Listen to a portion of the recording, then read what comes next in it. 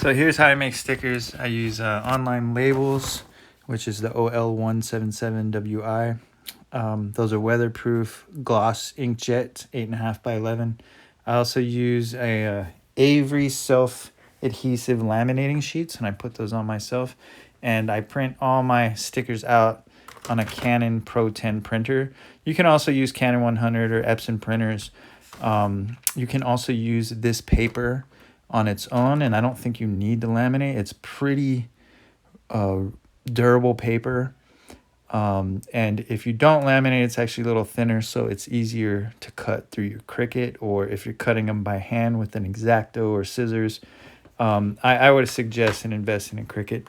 So after I make the file for the print, I print them out, and then I let them dry for at least 15 minutes.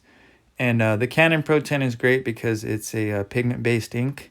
I think the Canon Pro 100 is a dye-based ink, so the pigment-based ink actually lasts a little longer. It's a little more UV resistant.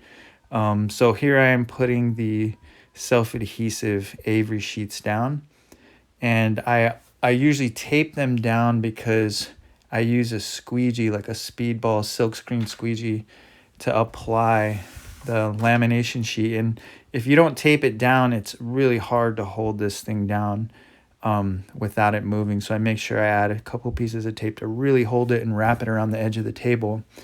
And then I slowly start to pull up the lamination sheet from underneath. You just pull up a little bit. And at first I used to think I had to push really hard with the squeegee, but you don't need to push hard. You just need to be consistent and follow all the way through. So after I do that, I give it a couple passes just to make sure there's no air bubbles. And sometimes there are air bubbles. Don't worry about them yet. It's not really a big deal. Then I cut the excess laminate off. And you don't have to do this step. I think a lot of people don't. You can leave that on there, and sometimes it acts as just an extra adhesive when you're using your Cricut mat.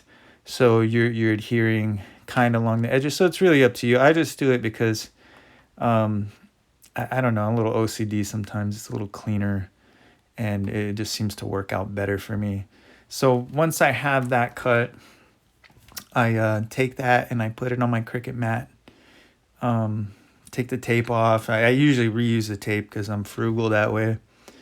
And a lot of times with these files, if I have extra spaces, like on the bottom of this one, there's actually a lot of extra space. I'll actually add an extra image down there just to use up the space. With this one, I just didn't. So here I am putting on the Cricut mat, and that blue tape is really important. That's to kind of register your mat. So if you're not sure how to do that, you need to look up some videos on how to register your Cricut mat, because that's a really important. If you don't get that register window cut out first, all of your cutouts are going to be off. They're not going to line up. A lot of times the Cricut's going to cut right through the sticker, and it's just not going to work. So now I'm using a micro fiber cloth to just kind of smooth it down and make sure there's adhesion. This Cricut mat is just a normal strength mat. The first time I bought a Cricut mat, I used a really strong adhesive strength, and that was a mistake because when I pulled the stickers off, a lot of the backing of the sticker paper got stuck to the mat and just kind of ripped the stickers up. So I wouldn't get a super strong one if you're making stickers with this particular paper. So I loaded up the mat, and you just got to make sure it's in line with those edges on the right. It's pretty easy to line up.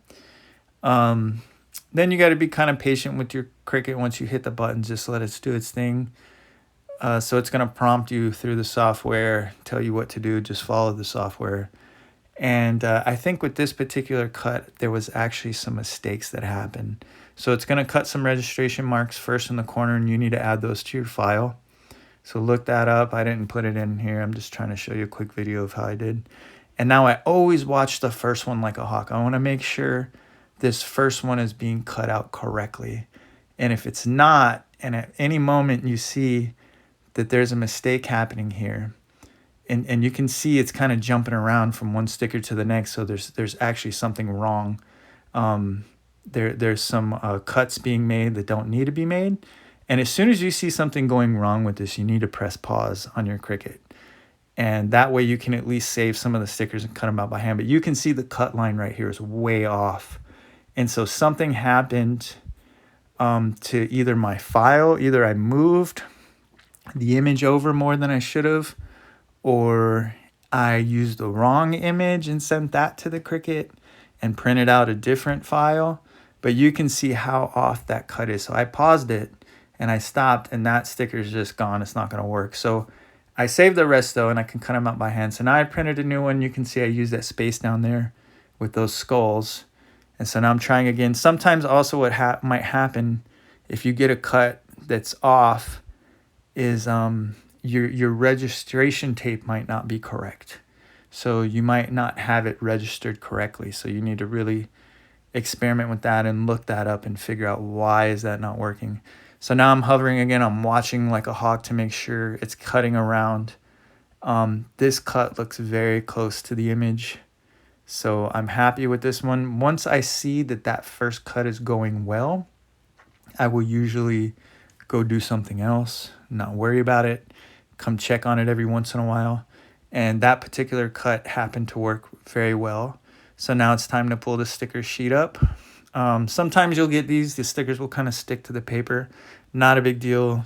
Sometimes it doesn't cut all the way through. Not a big deal. You can take an X-Acto knife and cut it, or with that one and just happen to peel out. Some of these I do have to cut with an X-Acto later. But there's your nice die cut sticker, laminated, weatherproof, very durable. So I just like bending the mat here because it's easier to take them off. And that's how I make my stickers. So hopefully this is helpful to somebody. I appreciate you watching. Thank you.